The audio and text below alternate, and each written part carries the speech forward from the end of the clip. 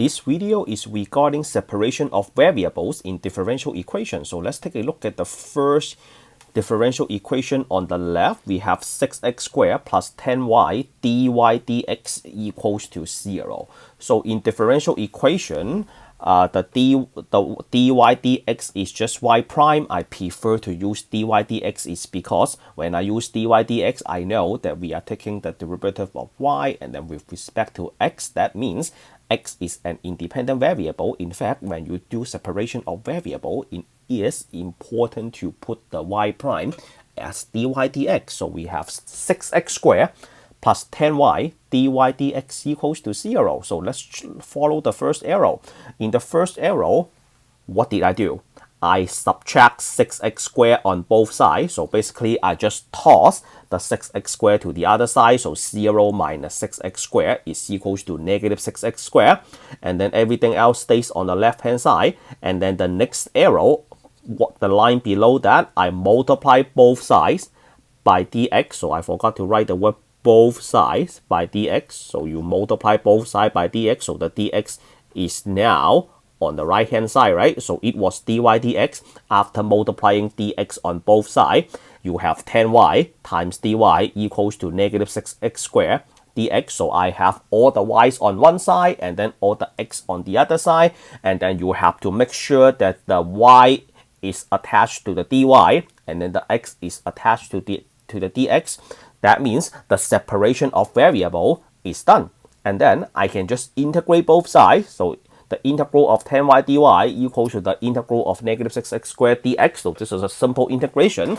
You use the simple power rule. So the integral becomes 5y squared plus c1. c1 is just a constant. And then on the other side, negative 2x to the third plus c2. So when you do differential equation, you have a c1 and then you have a c2. So I will just take that as one constant.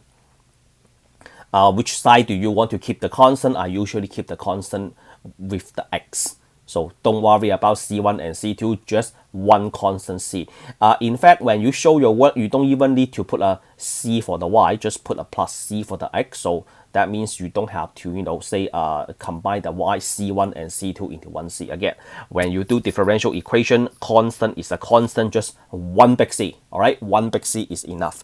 And then the next differential equation I gave you is related to has trigonometric functions in it. So I have cosine x times y prime equals to sine x. So first of all, I have the sine and cosine, they are in terms of x. So I would just divide both sides by cosine x. So I have sine x over cosine x. You can write that as a tangent x, but I didn't do so.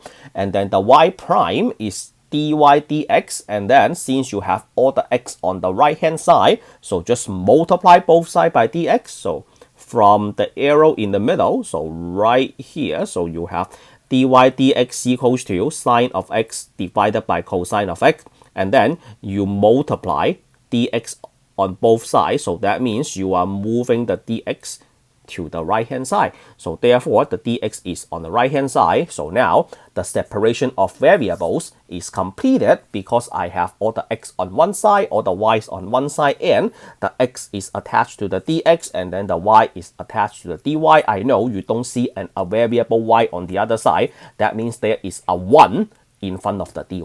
And then you integrate both sides. So you have the integral of 1 dy equals to the integral of sine x over cosine x dx. So this one you can just do the integration. All right. So is all differential equation separable? Can you always perform the separation of variable? The answer is no. So this is a typical example. So we have a dy dx equals to x plus y divided by x minus y. This one is not separable. So let's do a few lines of work. So first of all, I would like to keep all the x, dx, or the dy on one side, the dx on the other side. So I will just do this. So I will just do dy equals to x plus y divided by x minus y. And then I multiply dx to the other side. And then let's just move the denominator to the left hand side. So that means I have x minus y dy equals to x plus y and then dx. And then this one, I don't think it is separable. So let's keep moving. So follow the arrow. So we have x dy minus y dy equals to x dx plus y dx. So this one is not separable. Yep. So what's the reason behind this? So the reason behind this is x is a variable, y is a variable. If you are doing this, the integral of x dy and then the integral of y dx, we don't know how to handle this. Because you are treating dy means you are treating y as an independent variable, right? But you have an x in it, in the integrand. And then the dx is you are treating x as an independent variable, but you have a y in the integrand. So that's why we can't do that. So that's why we say this differential equation is not separable. So we are not able to separate all the x and then all the y to the other side. All right, so that is the basic of separation of variable. In the following video, I will give you more example regarding separation of variables. So if you think my instruction is helpful and clear, share the video for me, give me a like, subscribe to my channel if you are on your way out. I will catch you all in the next lesson.